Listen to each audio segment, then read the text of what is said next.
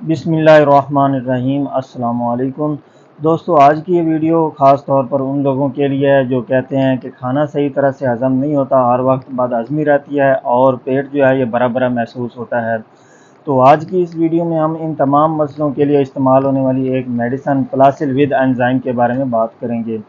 तो आज की इस वीडियो में हम देखेंगे कि प्लासिल विद एंजाइम्स के अंदर कौन से एक्टिव इंग्रेडिएंट्स पाए जाते हैं और इसके यूजेस क्या हैं और इसकी डोज क्या है। तो सबसे पहले बात करते हैं प्लासिल विद एंजाइम्स में मौजूद एक्टिव इंग्रेडिएंट्स की। तो इसके अंदर एक तो मेटोक्लोप्रामाइड पाया जाता है। मेटोक्लोप्रामाइड एक ऐसी मेडिसन है जो कि हमारे मैदे और आंतों की जो हरकत है उसको रूटीन पर लाती है। बाज़ औक़ात ऐसे होता है कि मैदे और आंतों की हरकत जो है ये बहुत स्लो हो जाती है, जिसकी वजह से खाना सही तरह से हज़म नहीं हो पाता। तो मैदे और आंतों की हरकत को ये सही रूटीन पर लाती है, तो इस तरह हमें जो बदहज़मी का मसला बनता है उसको कंट्रोल करती है। इसके अलावा इसके अंदर कुछ एंजाइम्स पाए जाते हैं। इनमें एक ब्रोमालिन है।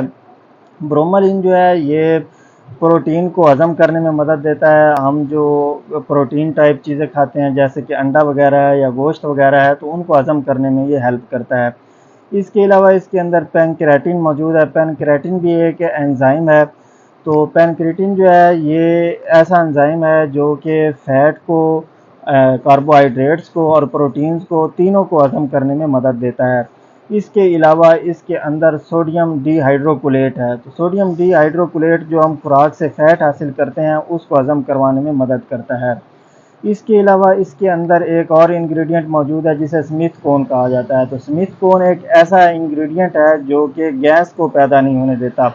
हमारे मैदे में खाने पीने के बाद जो गैस का मसला बनता है, जो गैस के बबल्स वगैरह बनते हैं, उनको ब्रेक कर देता है, गैस को पैदा ही नहीं होने देता।